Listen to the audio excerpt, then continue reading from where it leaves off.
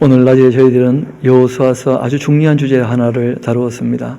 그 위임식을 하고 그리고 정탐을 한 이야기까지 다루었는데, 이제 두 번째 큰 주제가 있습니다. 그것이 뭐냐면 요단강을 건너가게 된 사건입니다.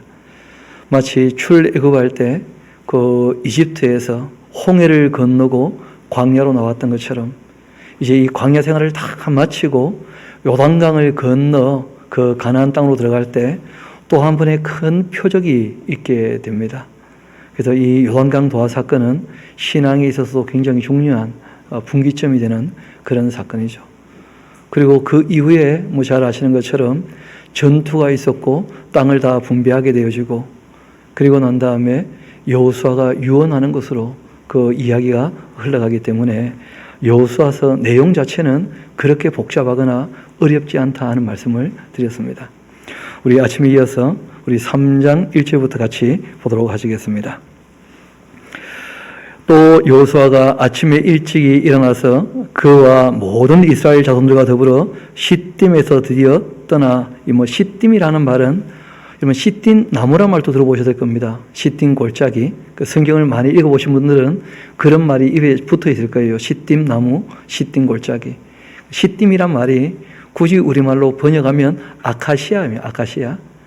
그래서 이 사해 그 서쪽 끝자락에 좀 메마른 땅이 있어요. 아카시아 나무가 많은 곳.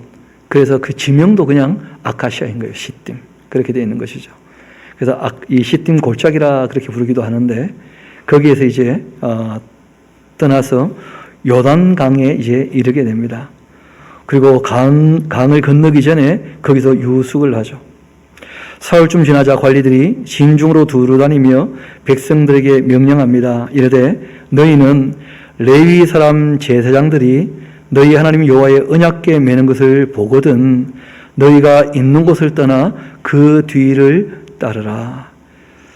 여러분, 그 지도자가 있고요, 그 다음에 인도자가 있고 또 함께하는 사람이 있고, 그걸 우리가 같이 기억하시면 참 좋겠는데, 교회는 지도자는 한 분이십니다. 하나님께서 우리에게 갈 바를 지시해 주시는 거예요. 그래서 선생님도 예수님 한 분밖에 안 계시는 것이고, 아버지도 하나님 아버지 한 분밖에 안 계시는 겁니다.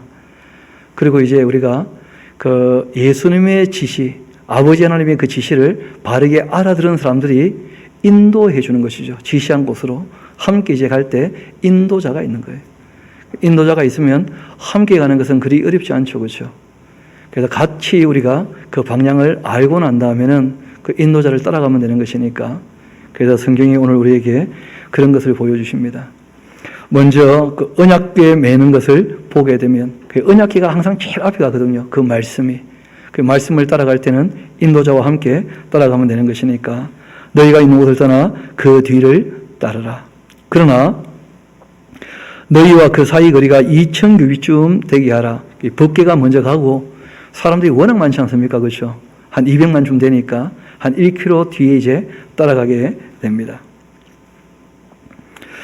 그것에 가까이 하지는 말아라. 그리하면 너희가 행할 길을 알리니 너희가 이전에 이 길을 지나보지 못하였기 때문이다. 그렇게 말씀을 하신 거예요. 처음 가는 길이니까, 그러니까 경거망동하지 말고 앞서려고 하지 말고 정말 말씀하신 대로 알아들은 대로 이제 따라가면 되는 것처럼, 너희들이 처음 가는 길이니까 한 1km 뒤에서 이 벗게 가는 거 잘 보고 따라가면 된다. 그렇게 말씀하셨습니다. 그리고 여호수아가 또 백성에게 말하죠. 너희는 자신을 성결하게 하라. 깨끗하게. 여호와께서 내일 너희 가운데 아주 기이한 일들을 행하실 것이다. 특별한 사건이 일어나게 될 거라는 거예요. 여호수아가 또 제사장들에게 말하여 이르되 언약궤를 메고 그 백성 앞서 건너가라 하며 곧 언약궤를 메고 그 백성 앞에 나아가기 시작합니다. 그때 여호와께서 여호수아에게 말씀하시죠. 내가 오늘부터 시작해서 너를 온 이스라엘의 목전에서 크게 해서 내가 모세와 함께 있었던 것 같이 너와 함께 있는 것을 그들에게 알게 하겠다. 그러니까 모세가 홍해 앞에서 홍해가 갈라지게 할 때 인도자 있지 않습니까? 그리고 이제 새 시대를 열었던 거 아니에요? 그 애굽에서 노예로 살다가 그들이 이제 홍해를 건너서 자유를 얻게 되었던 완전히 새로운 시대를 열게 되었기 때문에 그런 완전히 새로운 일을 하기 위해서는 특별한 표적이 필요했던 거예요. 잘 못 받아들이니까. 이제 이 광야 생활이 다 끝나고 가나안 땅 들어가게 될 겁니다. 완전히 새로운 삶을 살게 될 거예요. 그래서 모세에게 했던 것처럼 내가 너에게도 다른 사람이 이해할 수 없는 기이한 일, 초월적 사건을 하나 일으켜 주겠다. 그러면 모든 백성들이 너를 볼 때 모세를 보며 따르던 것처럼 그렇게 이제 너를 잘 따르게 될 거다. 그런 말씀을 하신 겁니다. 이어봅시다. 너는 언약궤를 맨 제장들에게 명령하여 이르기를 너희가 요단 물가에 이르거든 요단에 들어서라. 우리가 요단강이란 말 참 많이 듣죠. 요단. 요단이 무슨 말일까요? 별로 궁금하지 않았죠. 갑자기 물어보니까 궁금해지죠. 요단을 알아보니까 요단이 그냥 강입니다. 강. 그러니까 물이 흘러내린다 그런 뜻이에요. 요단. 그냥 강이란 뜻이에요. 강. 그게 큰 강을 보고 강이다. 그 요단. 그 요단 물가에 이르거든 요단을 들어서라 그렇게 했어요. 여호수아가 이스라엘 자손에게 이르되 이리 와서 너희 하나님 여호와의 말씀을 들으라 그렇게 하고는 또 말하되 살아계신 그 하나님이 너희 가운데 계시사 가나안 족속과 헷 족속과 히비 족속과 또 브리스 족속과 기르가스 족속과 아모리 족속과 여부스 족속을 너희 앞에서 반드시 쫓아내실 줄을 이것으로 너희가 알리라. 그러니까 특별한 이 기적을 한번 일으켜 주실 거라는 거예요. 그러면 그 기적을 보고 난 다음에 가나안 땅에 들어가게 되면 가나안 땅에 있는 사람들 참 이 거인들이고 힘센 사람일 텐데 두려워하지 말라는 거예요.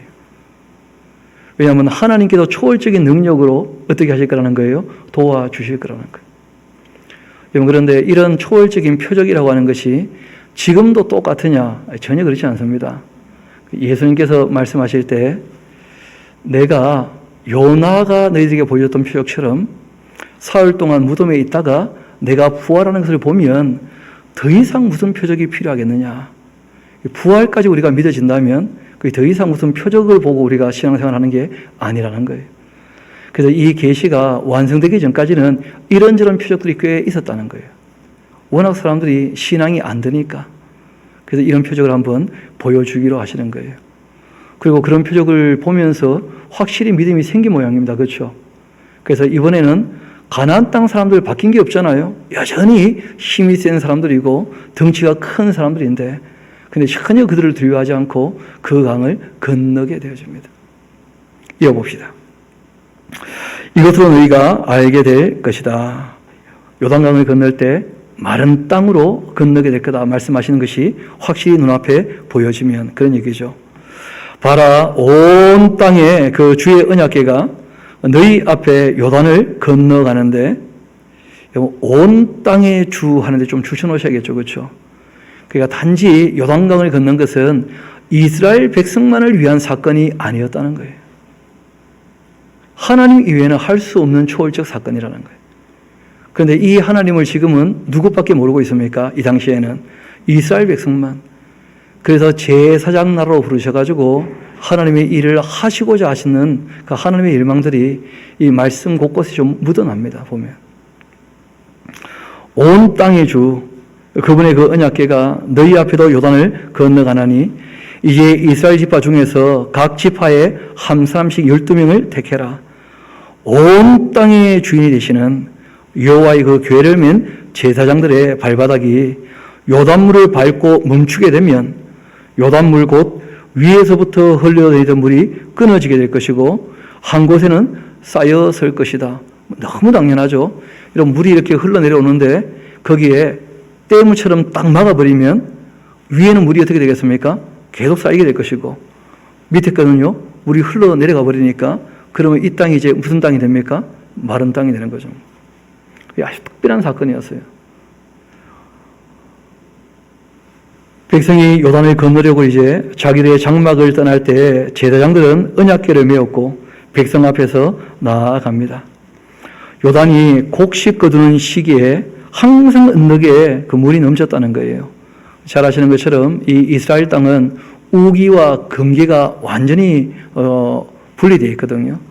그래서 이른비라고 하는 가을비가 내리고, 그리고 추수하기 바로 직전에 이제 늦은비라고 하는 봄비가 내립니다. 봄비.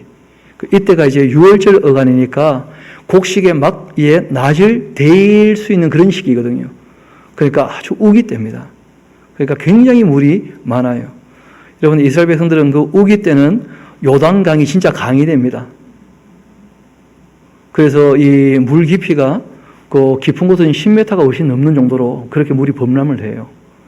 그런데 건기가 되면 이게 바싹 말라버려요. 그래서 주변에 이 색강들은 전부 다 그 와디라 그래가지고 물이 없는 그냥 길이 되고 말고요. 큰 줄기만 그 강이라고 하기에는 좀 미안할 만큼 그렇게 줄어듭니다. 그래서 요단강 보고 실망했다 하는 분들은 대부분 다 건기에 가신 분이고, 야, 요단강 진짜 강이다 하신 분들은 우기에 가신 분들이에요. 물의 그 차이가 꽤 큽니다. 이때는 우기였다는 거예요. 요단이 이 곡식 거두는 시기에는 항상 언덕에 넘쳤는데, 궤를 맨 자들이 요단에 이르며 또 궤를 맨 제단들의 그 발이 물에 잠기자 곧 위에서부터 흘러내리던 물이 그쳐 사르단에 가까운 매우 멀리는 아담성읍 변두리에 일어나 한 곳에 쌓였다는 거예요. 이때 이 아담은 지명입니다. 지명. 그 아담이 어딘지는 명확히 잘 알지 못하는데, 오늘 아침에 들었던 그 지도를 보게 되어지면 그 북쪽으로 쭉 올라가면 숫곳이라는 곳이 보일 겁니다. 옛날 그 야곱이라는 사람이 야복강을 건너고 그 다음에 장막을 쳤던 숫곳이라는 곳이 보일 거예요. 그 숫곳이라는 그 어간들이다 이 숫곳 또는 뭐 이 아담 또 이스라엘 평은 다 이쪽으로 이제 쭉 펼쳐지게 되거든요. 다 그쪽 지역 쪽입니다. 그러니까 옛날 이 사회가 시작되는 그 지점쯤 되는 곳이 그 어디냐면 이 숫곳이라는 거예요. 숫곳. 그래서 거기서부터 물이 쌓이면서 물이 밑으로 쭉 흘러내리는 것이죠. 이어봅시다. 그리고 지금은 이렇게 물이 차 있는 것처럼 보이지만 우리가 또 하나 지도 더 봤죠. 그렇죠? 이 사이가 말라버리니까 지금은 이렇게 바다처럼 보이는데 물이 싹 내려가 버리면 거기가 뭐가 되는 겁니까? 그 굉장히 짧은 길이 되고 말아요. 마른 땅이 되고 말면. 그리고 견주 보시면 이 사람들이 시딤에서 넘어갔다는 말이 무슨 말인가 하는 것을 알게 될 것입니다. 그래서 옛날 그 지도에 물이 굉장히 많이 차 있는데 이 물이 완전히 쑥 빠져버리면 그럼 거기 이제 그 길이 지금은 물이 많이 증발해서 말랐거든요. 그래서 지금은 뭐 거기가 별로 그렇게 폭이 넓지 않은 그런 곳이죠. 우기인데다가 물도 굉장히 많았던 그런 시기에 이제 그런 일이 벌어진 것이니까 굉장한 사건이었죠. 여러분, 물이 이렇게 강물이 흘러올 때 그 막아 본 적이 별로 없을 건데, 그렇죠? 막으면 이제 어떤 일이 벌어지느냐면, 이런 보통 댐 위에 보면 마을 하나가 스물대 버리죠, 그렇죠? 그러니까 흘러내리는 물을 보면 배 까는 것처럼 보이는데 그걸 막아버렸을 때는요, 물이 엄청 위로 쌓이는 거예요. 엄청나게. 그러니까 정말 대단한 사건이었어요. 이어봅시다. 곧 위에서부터 흘러내리는 물이 그치게 되고 사르단에 가까운 매우 멀리 있는 아담성읍 변두리에 일어나 한 곳에 쌓이고 아라바의 바다 이 여메로 향하여 흘러가는 물은 온전히 끊어지고 백성이 여리고 앞으로 바로 건너가게 됩니다. 곧장 시딤에서 가로지르면 여리고 나오거든요. 그렇게 곧장 건너게 됩니다. 여호와의 그 언약궤를 맨 제사장들은 요단 가운데 마른 땅에 굳게 섰고, 그리고는 그 모든 백성이 요단을 건너기를 마칠 때까지 모든 이스라엘은 그 마른 땅으로 건넜습니다. 그러니까 제사장이 법궤를 메고 딱 발이 잠기자 물이 쌓이기 시작하고 물이 쭉 흘러내릴 때 제사장이 먼저 1km 앞서 있지 않습니까? 그렇죠? 먼저 가서 이 강의 중간쯤 딱 서니까 물이 다 빠져버리고 땅이 말라서 이제 200만쯤 되는 사람들이 다 그 강을 마른 땅으로 다 건넌 거예요. 참 놀라운 사건이었죠. 그 모든 백성이 요단을 건너가기를 마침에 여호와께서 여호수아에게 이렇게 말씀하십니다. 이 굉장히 중요한 사건인데요. 백성의 각 지파에 한 사람씩 12사람을 택하고 그들에게 명령하여 이르기를 요단 가운데에 제사장들의 발이 굳게 섰던 바로 그곳, 강 중앙에 있는 그곳에서 돌 12개를 택하라는 거예요. 그리고 그것을 가져다가 오늘 밤 너희가 유수할 그곳에 쌓아두어라 하고 말씀하신 겁니다. 그런데 이 돌은 그 굉장히 큰 돌이거나 그런 돌은 아닙니다. 사람이 이렇게 한 명이 들 만한 크기의 돌이에요. 그러니까 아주 작은 돌도 아니죠. 중요한 것은 이 돌을 이제 들어서 무더기로 쌓아놓게 되면 그럼 꽤 조금 이렇게 눈에 띄게 보이지 않겠습니까? 강 바닥에 있던 돌이기 때문에 이 돌은 마모가 되어가지고 동글동글한 돌이에요. 쉽게 말하면. 그럼 일상적으로 우리가 밖에도 보면 돌들이 좀 날카롭지 않습니까? 삐죽삐죽하고. 그러니까 돌의 모습이 완전히 구분이 되는 거예요. 그러니까 이 돌을 이제 12개를 취해가지고는 그 강 밖으로 옮기고는 결국 이 돌을 길갈까지 가지고 갑니다. 거기에다가 이제 돌 무더기를 쌓아두는 거예요. 그것이 기념하는 돌 무더기가 되는 것이죠.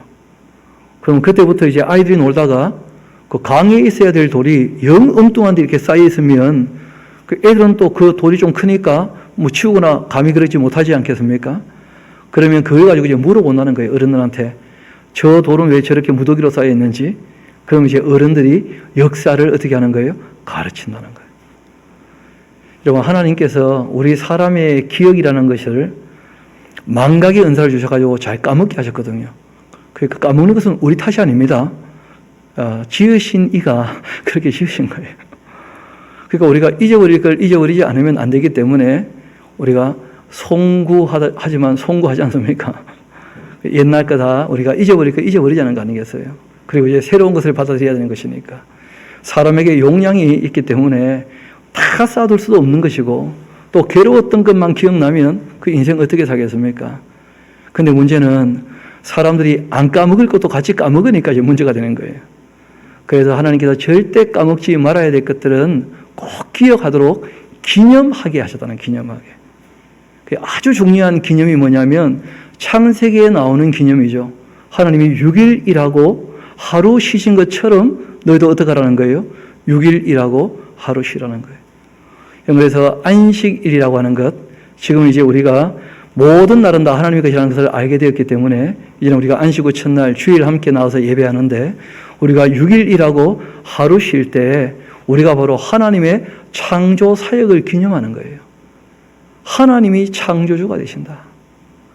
우리가 쉬어도 하나님이 일하시고 우리의 삶을 책임져 주신다. 이걸 확실히 믿는 시간이 바로 안식일의 개념이에요. 그럼 그뿐 아니라 이스라엘 백성들에게는 6년 일하면 또 뭐가 있습니까? 안식년.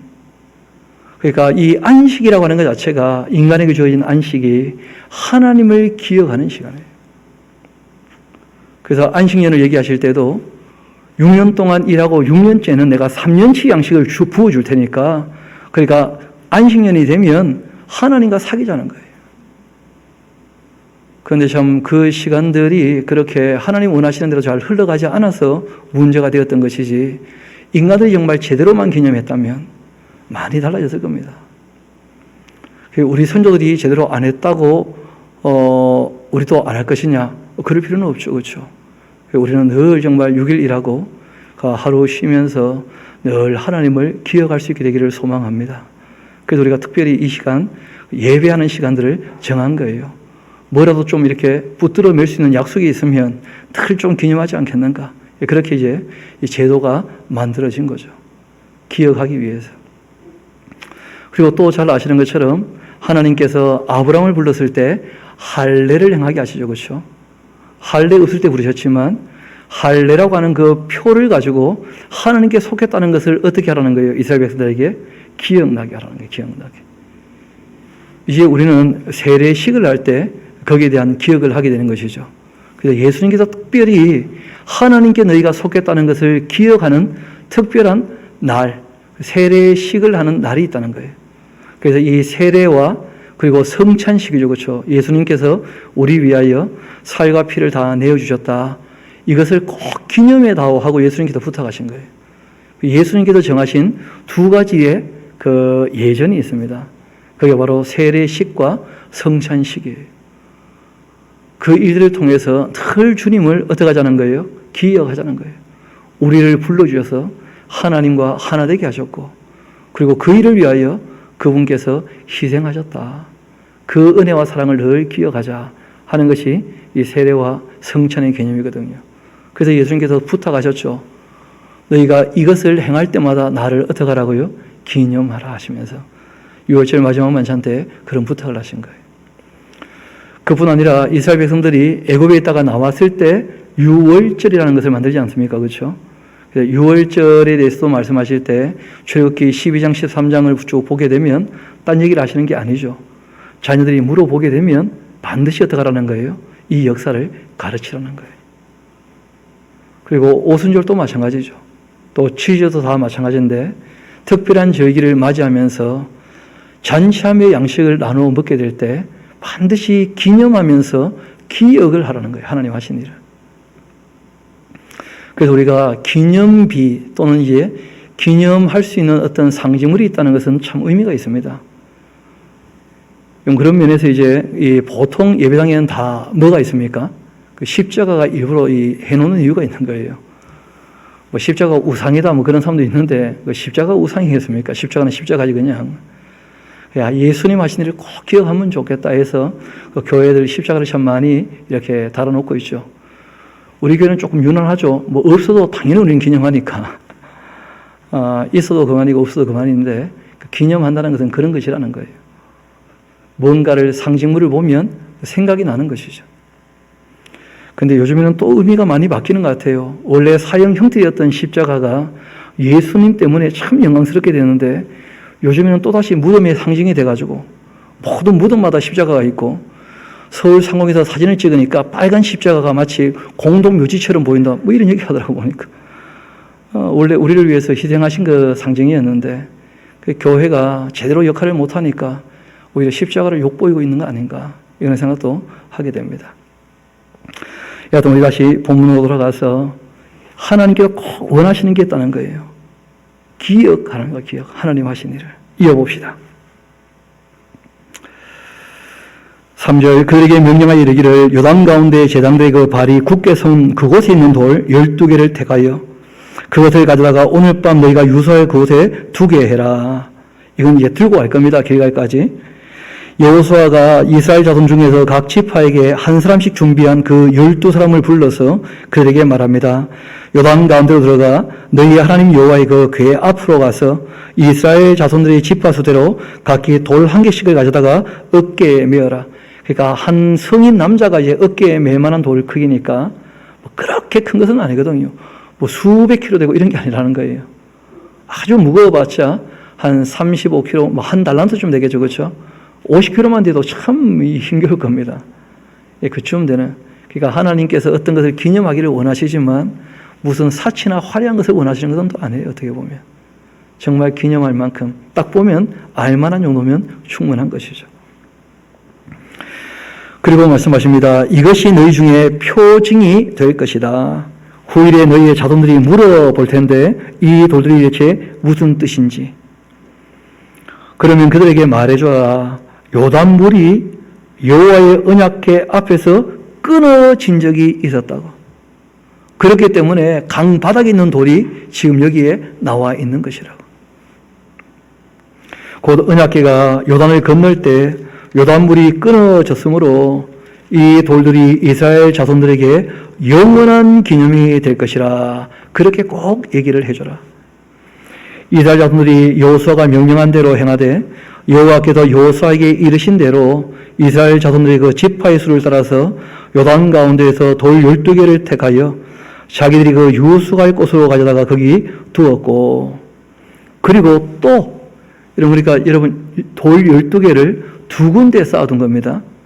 하나는 이제 건졌다가 길갈에 가져간 것이고, 또 하나는 지금 이 제사장들이 서 있는 곳 있지 않습니까? 거기에서 이제 또 돌 12개를 세워두는데 한번 봅시다. 여호수아가 또 요단 가운데 곧 언약궤를 메었던 제사장들의 그 발이 선 곳에 돌 12를 세웠는데 오늘까지도 거기 있었다는 거예요. 그러니까 꽤 후대에 기록되었다는 거 알 수 있겠죠, 그렇죠? 또 한 가지는 무슨 말이냐면, 여러분 좀 전에 말씀드렸던 것처럼 우기 때는 물이 굉장히 범람해도 건기가 되면 물이 싹 마르는 수가 있다는 거예요. 그러니까 이 제사장들이 섰던 곳에 이 돌무더기는 물이 범람할 때는 보이지 않는데 건기가 되어서 물이 싹 말라버리면 사람들의 띄입니까 안 띄입니까? 띄인다는 거예요. 그래서 그 길 가리는 돌과 함께 거기 있는 돌을 같이 얘기하면서 교육할 수 있는 기념물이 되는 거예요. 기념물이. 그러기 위하여 돌무더기 두 군데를 쌓아둔 것이죠. 이어봅시다. 또 여호와께서 여호수아에게 명령하사 백성에게 말하게 하시니 곧 이 모세가 여호수아에게 명령한 일, 그게 뭐냐면 이스라엘 백성을 데리고 가나안 땅으로 들어가라 했던 그 일, 바로 그 일을 다 마치기까지 모든 이스라엘 백성들이 요단강을 다 건너기까지 궤를 메었던 그 제장들이 요단 가운데에 서 있었고 백성들은 속히 건너갔습니다. 모든 백성이 건너기를 다 마치자 여호와의 그 궤와 제사장들이 백성의 목전에서 이제 건너게 되는데 마지막으로 그때 루벤 자손과 갓 자손과 므낫세 반지파는 모세가 그들에게 이런 것 같이 무장을 하고서 이스라엘 자손들보다 앞서 건너갑니다. 그러니까 이 두 지파 반쯤 되는 사람들이 무장한 사람 4만 명가량이 이제 여호와 앞에 건너가 싸우려고 여리고 평지에 이르게 되었다는 것이죠. 제가 조금 계산을 해보니까 루벤 지파가 그 2차 계수할 때 43,720명쯤 되거든요. 그리고 또 갓 지파도 45,000명 정도, 므낫세 지파는 52,000쯤 됩니다. 근데 므낫세 지파 중에서는 반이죠, 그렇죠? 그러니까 한 25,000, 26,000쯤 되거든요. 그러니까 실제로는 한 11만쯤 되어지는 그 군사들 중에서 그 4만은 건너고 7만은 남아서 당연히 자기 가족들하고 자기 지파를 다 보호해야 되겠죠, 그렇죠? 그래서 다 건너간 것은 아니고 한 11만 되는 사람들 중에서 군인들 중에서 4만은 이제 앞서 건너가고 나머지 9지파 반과 함께 나머지 7만은 이제 남아 있게 되고 동쪽에 뭐 그런 것입니다. 그래서 무장한 4만 명가량이 그 여호와 앞에서 건너가 싸우려고 여리고 평지에 섰습니다. 이 두 지파 반의 숫자죠. 그날 여호와께서 모든 이스라엘의 그 목전에서 여호수아를 크게 하셨고 그리고 그가 생존한 날 동안 백성이 그를 두려워하기를 모세를 두려워하던 것 같이 그렇게 했습니다. 여호와께서 여호수아에게 말씀하십니다. 이르시되 증거궤를 맨 제사장들에게 명령해서 요단에서 올라오게 하라. 그렇게 하신지라 여호수아가 제사장들에게 명령하여 이르기를 요단에서 올라오라. 그렇게 했더니 그 여호와의 언약궤를 맨 제사장들이 요단 가운데서 나오니까 그 발바닥으로 육지를 밟는 그 동시에 요단물이 본 곳으로 바로 흘러서 정거같이 언덕에 넘치게 되는 참 진짜 초월적인 어마어마한 사건이 벌어지게 된 거예요. 그 다음 첫째 달 10일에 이 첫째 달 하는 것이 잘 아시는 것처럼 그 14일이 유월절 아니겠습니까? 그렇죠? 그 아비볼쯤 될 텐데 그 백성이 요단에 올라와 여리고 동쪽 경계 길갈에 진치게 되었고 그 길갈 하는 곳은 그 보시면 아시겠습니다만은 그 시딤 바로 건너편 여리고 바로 아래가 길갈이죠. 길갈. 그 길갈이라는 그 도시 이름이 이 사건 때문에 이제 지어지게 됩니다. 이때 여기에서 다 할례를 행하게 되거든요. 할례를 행할 때 그 광야에서 원래 다 할례를 받아야 되는데 언제 이동할 줄 모르니까 광야길에 40년 동안 거기서 태어난 사람들은 할례 없는 자가 되었던 거예요. 아무도 할례를 못해서. 그래서 여기에서 이제 할례를 행하면서 모든 수치가 굴러갔다. 그래서 길갈이라는 뜻 자체가 굴러갔다는 거예요. 굴러갔다. 모든 수치가 떠나게 되었다. 그래서 길갈이라는 그 지명도 이런 역사적 사건 때문에 이름이 지어진 겁니다. 이어봅시다. 그 길갈에 진치게 되었는데 여호수아가 요단에서 가져온 그 12돌을 길갈에도 세우고 이스라엘 자손들에게 말하여 이르되 후일에 너희 자손들이 그들의 아버지께 묻기를 이 돌들이 무슨 뜻이니까 그렇게 또 물어보면 너희는 너희 자녀들에게 알게 하여 이르기를 이스라엘이 마른 땅을 밟고 요단을 건넜기 때문이다. 그렇게 가르치라는 거예요. 너희 하나님 여호와께서 요단물을 너희 앞에서 마르게 하사 너희를 건너가게 하신 것이 너희의 하나님 여호와께서 우리 앞에 홍해를 말리시고 우리를 건너게 하신과 같았나니. 그 다음 또 중요한 말씀이 나옵니다. 우리 24절은 같이 한번 읽어볼까요? 시작. 이는 땅의 모든 백성에게 여호와의 손이 강하신 것을 알게 하며 너희가 너희의 하나님 여호와를 항상 경외하게 하려 하심이라. 그렇게 하라는 거예요. 거기 땅의 모든 백성에다가 좀 줄쳐놓으십시오. 여러분, 사건은 한 번 있는 것이고 이 사건에 대하여 교육함으로써 어떤 효과가 있게 되느냐 하면 가르쳐보면 안다는 거예요. 믿음으로 받아들이는 사람이 있고 못 받아들이는 사람이 있어요. 그러니까 초월적인 하나님과 교제하는 사람들이라면 이 모든 게 받아들이게 됩니다. 믿어지게 되고 예수님의 부활도, 예수님의 승천도, 성령 강림도, 하나님의 창조도, 홍해가 갈라진 사건도, 요단의 물이 쌓인 모든 사건도, 왜냐하면 이거는 초월적 사건들이거든요. 근데 하나님께 속한 사람이 아니라면 하나님 하신 일을 믿지 못할 겁니다. 하나님께 속하지 않았기 때문에. 그래서 있었던 사건을 반드시 어떻게 하라는 거예요? 가르치라는 거예요. 전해보면 압니다. 누가 그 말씀을 받아들이는지. 여러분, 실상 그 바울이라고 하는 분이 이방인들에게 복음을 전할 때마다 했던 말들이 있거든요. 우리 한번 가봅시다. 사람이 꼭 뭘 봐야만 믿을 수 있는가? 성경은 그렇지 않다는 말씀들을 여러 군데서 하신다는 거예요. 우리 한번 로마서 1장 같이 한번 가봅시다. 로마서 1장입니다.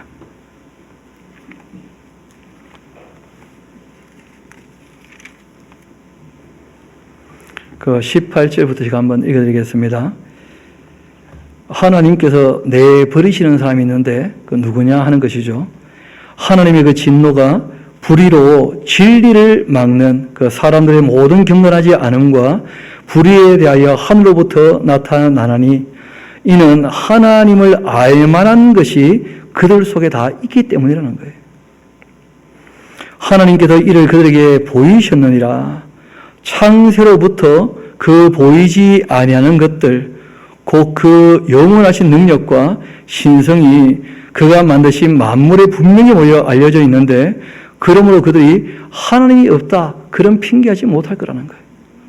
우리가 잘 아시는 것처럼 우리의 시간이나 공간이나 물질, 우리가 경험하는 이 모든 물리 법칙에 있어서 스스로 뭐가 있을 수 있습니까? 없습니까? 그렇지 않습니까? 그러면 처음 어떻게 생겼겠냐는 거예요. 그래서 우리가 이 물리 법칙을 봐도 물리 법칙을 만드신 초월적 존재가 있다고 믿는 것이 너무나 타당한 거예요. 왜냐하면 물리 법칙 자체는 스스로 법칙을 만들어낼 수 없거든요. 어떻게 무에서 유가 있게 됩니까? 전능하신 하나님 이외에는 불가능한 일이거든요. 그래서 이 바울은 얘기하는 거예요. 우리가 보고 있는 이 모든 만물을 보면 그 신의 능력이 나타나 있지 않냐는 거예요. 얼마나 방대한 우주를 만드셨는지, 또 얼마나 기기묘묘하게 생명들을 만드셨는지, 얼마나 정교하게 사람의 몸을 구성하셨는지 그 보면 모르겠냐는 거예요. 그걸 보면서도 하나님이 없다고 한다면 그는 더 이상 얘기할 수 없다는 거예요. 하나님께서. 우리 또 한번 뒤로 가봅시다. 앞으로 가야겠군요. 사도행전 우리 같이 한번 가봅시다. 14장 같이 한번 가봅시다.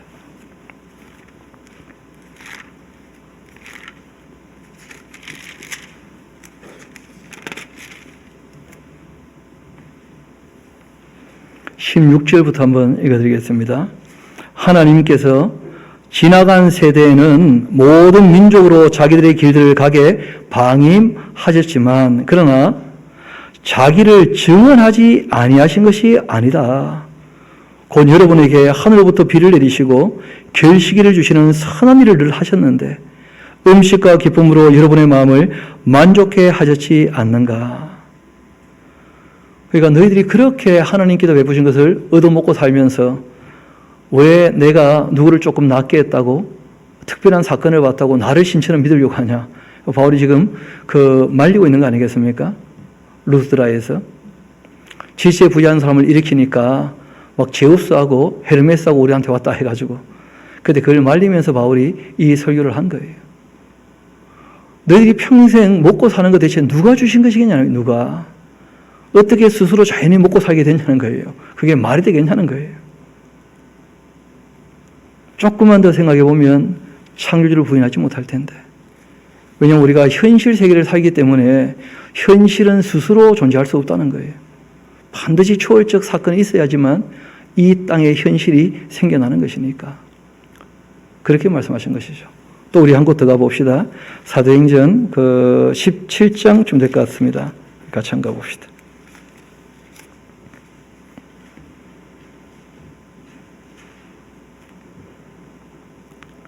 23절부터 제가 한번 읽어드리겠습니다.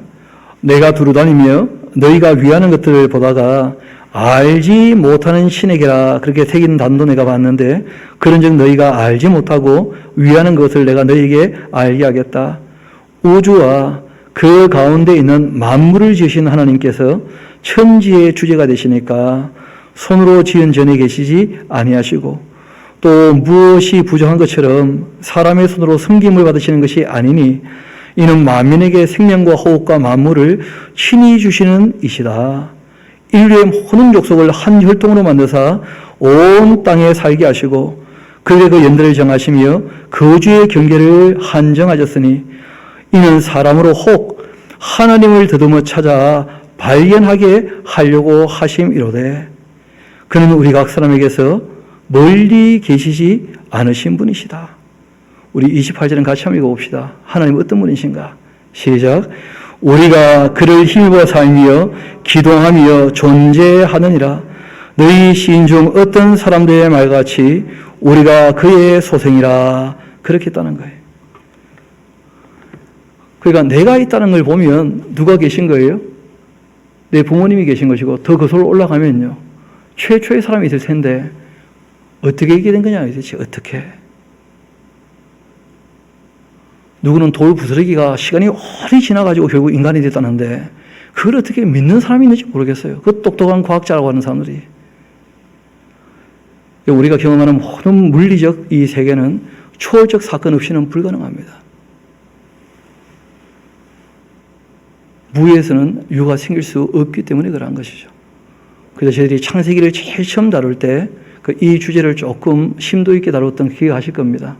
신존재 논증에서 하나님에 대하여 한 10가지 정도 우리가 논증할 수 있는 그 내용들과 또 창조가 옳은지 진화가 옳은지 한 번쯤 우리가 비평적으로 생각을 해보자 하고 한번 정리했던 기억이 나실 겁니다. 초월적 사건이 성경에 종종 기록되어 있는 이유가 있다는 거예요. 그리고 그 사건은 이례적으로 보통 끝납니다. 그렇지만 그것을 기록해 놓으신 이유가 있습니다. 초월자이신 하나님을 정말 믿는 사람이라면 이 사건들도 다 어떻게 된다는 거예요? 믿어진다는 거예요. 가끔 초등학생들이 와서 저한테 물어봐요. 목사님 진짜 믿냐고. 진짜 믿습니다. 그 애들이 아직 잘 안 믿어지는 모양이라 보니까. 애니가 그럴 수 있죠. 저도 많은 갈등과 고민과 의심도 많았었거든요. 그런데 말씀을 보고 공부해보고 정리해보고 그러면서 믿음이 더욱더 확실하게 되는 것 같아요. 보니까 하나님은 초월적이신 분이시고 이 모든 세상을 만드신 분이십니다. 그래서 부탁을 하셔요. 하나님 하신 일을 땅의 모든 백성에게 알게 하는 거예요. 땅의 모든 백성에게. 그래서 이 사건이 있었고 이것을 기록해 놓았고 이 기록을 우리가 읽고 듣고 배우면서 하나님을 더 알게 되는 거예요. 하나님이 이런 일을 하신 분이시구나. 아브라함과 맺은 약속을 이루시려고 이스라엘 백성을 이끄시는데 거기 어떻게 다리 놓고 어떻게 건너가겠어요? 하나님께서 놀라운 일을 하셨다는 놀라운 일을. 이어봅시다. 요단 서쪽에 아모리 사람의 모든 왕들, 그러니까 나라가 한두 나라가 아닌 것이죠. 그렇죠? 해변에 가난한 사람의 모든 왕들, 여호와께서 요단물을 이스라엘 자손들 앞에서 말리시고 우리를 건너게 하셨음을 그들은 소문으로 들었다는 거예요. 그리고 마음이 녹아버렸고 이스라엘 자손들 때문에 정신을 잃어버렸습니다.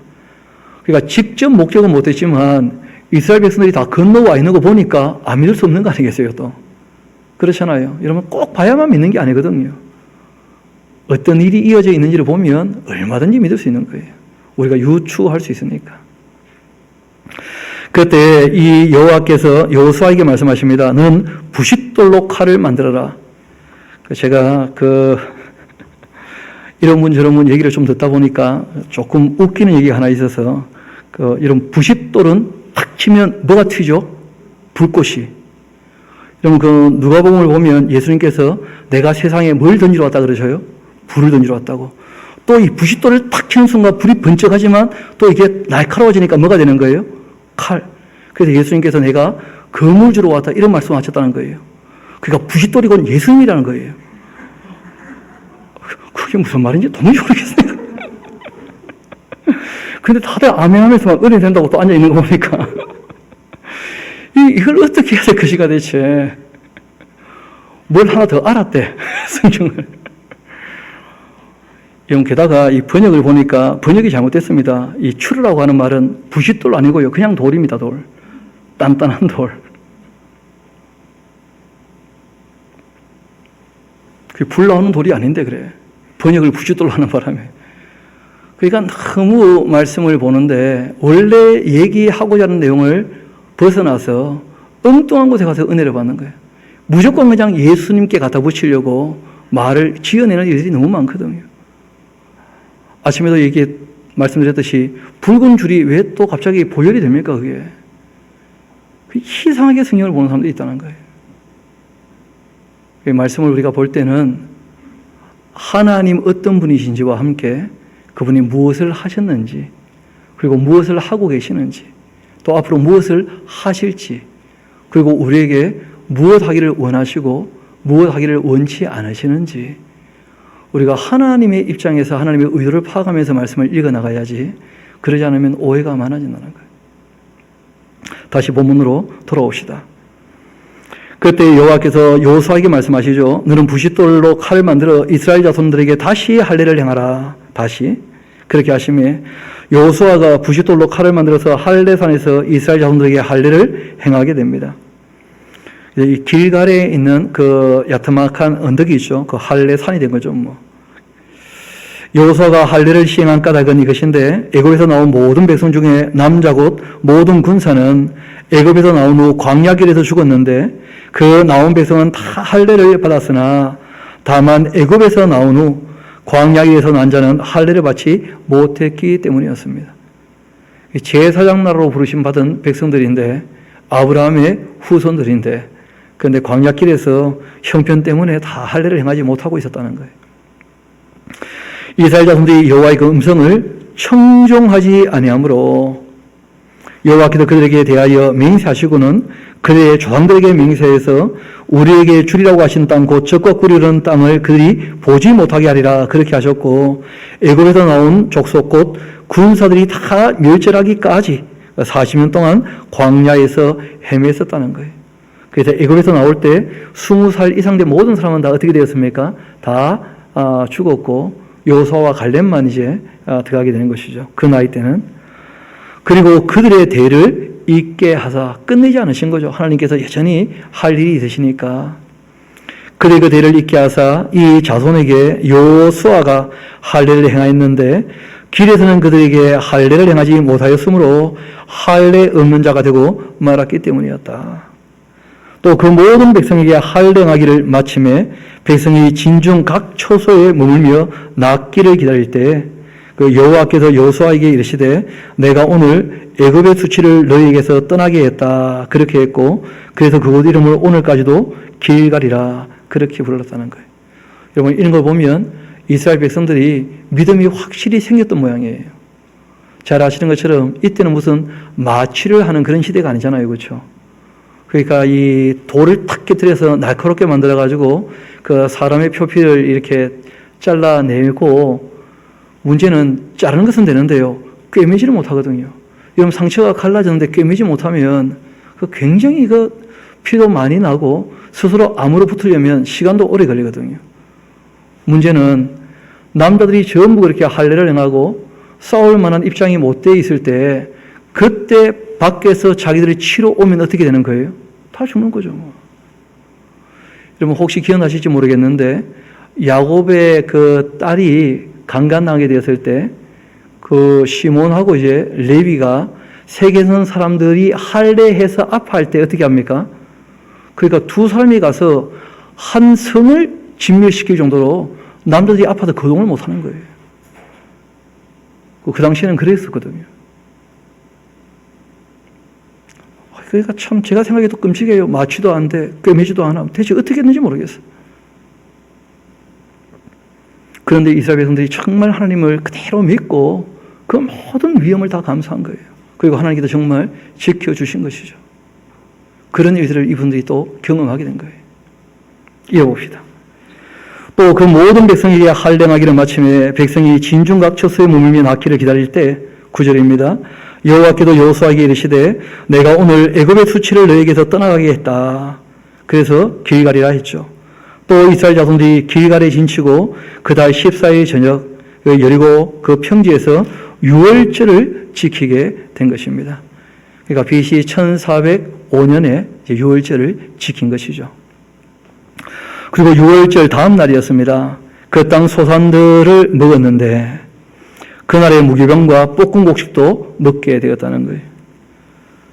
그럼 거기다가 하나 적어 놓으십시오. 얼마나 먹고 싶었겠나 그래. 왜냐하면 40년 동안 계속 뭐를 먹었죠? 만나를. 그러니까 그 땅에 들어가게 되니까 뭐 먹을 게 눈에 보이니까 그 땅의 소산물을 먹었다는 거예요. 가끔 드리는 말씀입니다만은 만나라고 하는 것이 처음에는 참 달고 꿀 썩은 과자같이 맛있었는데 조금 먹으니까 바로 어떻게 됩니까? 기름 섞은 과자처럼 물리게 되고 조금 더 먹으니까 어떻게 됩니까? 이 박한 음식을 내가 싫어한다면서 그러더라는 거예요.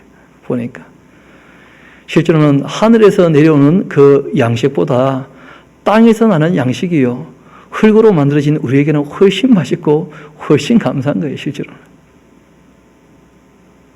정말 오곡 백과가 있지 않습니까? 백과가 뭐겠습니까? 제가 보니까 만과도 넘는 것 같아요. 오곡이 뭐겠습니까? 제가 한 번은 가서 이 곡식 이름들 쭉 보니까 모르는 게 너무 많더라고. 뭐 퀴노아, 퀴나는 어디서 온 겁니까 대체? 온 세계에서 뭐 다 걷어들여 와가지고 곡식도 뭐 수백 종류고 먹을 게 얼마나 풍부한지 정말 우리가 감사하게 되는 것이죠.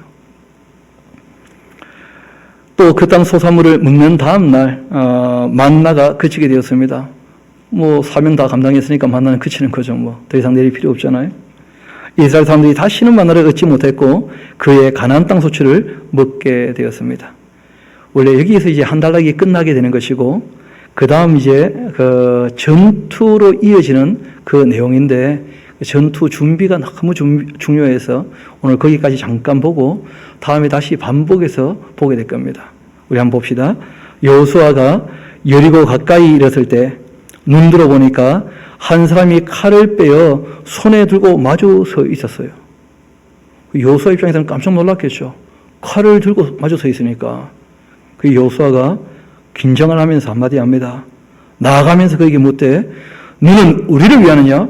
우리의 적들을 위하느냐? 그 아군이냐 적군이냐? 하고 물어본 거예요. 그런데 여호와의 그 군대 장관이 특별한 대답을 합니다. 뭐라고 하느냐면 그가 이르되 아니라는 거예요. 나는 너의 편도 아니고 적군의 편도 아니라는 거예요. 저는 이 본문 말씀을 읽었을 때 꽤 많이 놀랐습니다. 왜냐하면 저는 하나님 내 편인 줄 알았거든요. 그래서 제일 좋아하는 노래 중에 하나가 주님은 내 편일세 굉장히 많이 부르고 뭐 부를 때마다 힘이 되고 막 기분 좋았는데 그런데 알고 보니까 굉장한 오해였던 거예요. 하나님께서는 아니랍니다. 뭐라고 하시느냐면 너가 내 편인 게 확실하냐 그걸 물어보시는 거예요. 여러분 이후에 전투가 있는데 하나님 편에 섰던 전투에서는 승리했어요. 그런데 아이성 전투에서는 하나님께서 그들의 편을 들지 않습니다. 패배했다는 거예요. 왜냐하면 그들이 하나님 편에 서지 않았기 때문에. 그리고 우리가 신앙생활할 때 큰 오해가 뭐냐면 하나님 내 편일 거다. 결국은 자기가 주인인 것이죠. 그러니까 여호수아도 그런 오해가 있을 수 있는 거예요. 어떻게 보면 짐이 너무나 막중하니까 또 낯선 일을 만났으니까 당연히 그렇게 물어보는 거겠죠. 적군이냐 아군이냐. 군대 장관인 것을 알았다면 그러지 않았겠죠. 그렇죠? 물어보자 아니라는 거예요. 나는 너의 편도 아니고 적군의 편도 아니다.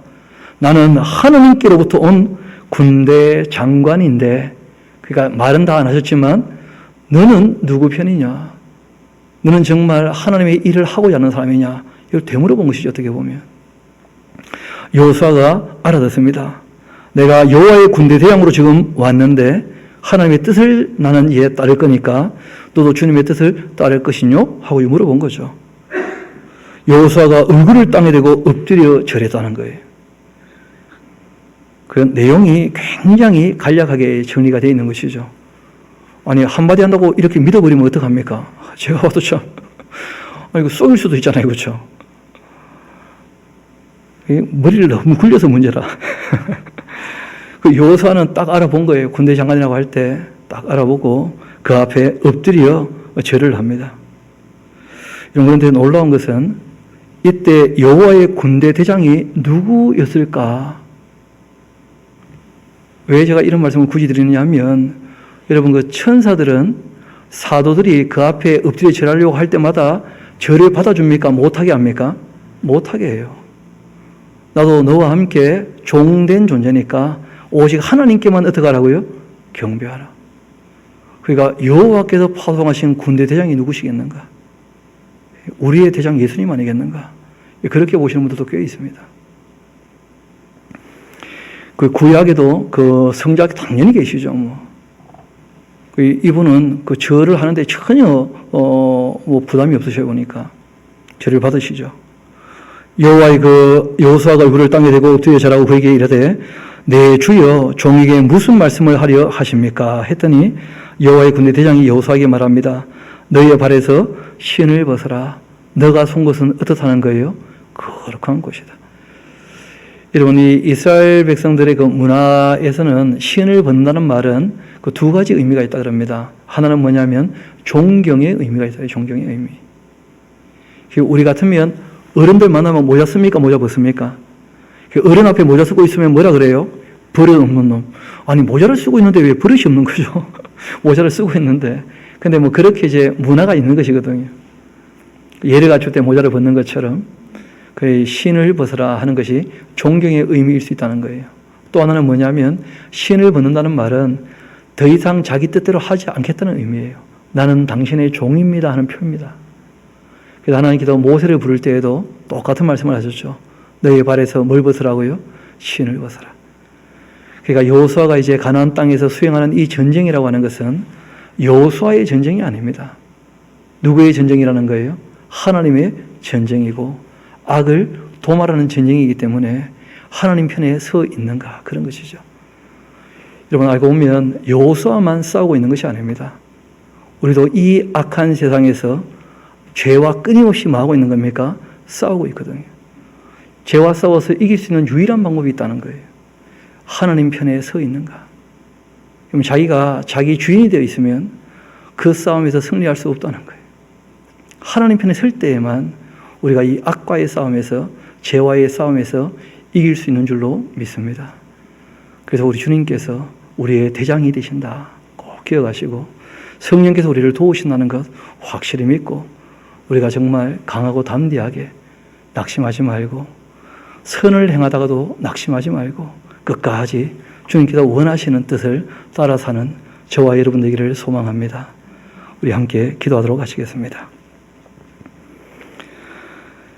아버지 하나님, 하나님께서 아브라함과 맺으신 약속을 이루시고자 하나하나 그 일들을 성취해 나가시며 이스라엘 백성들에게 보여주시고 특별히 표적을 보여주시며 기념케 하시며 지금 이 말씀을 읽고 듣고 배우는 저희들에게도 하나님 무슨 일을 하셨는지, 어떤 분인지 조금 더 알게 하시니 감사드립니다.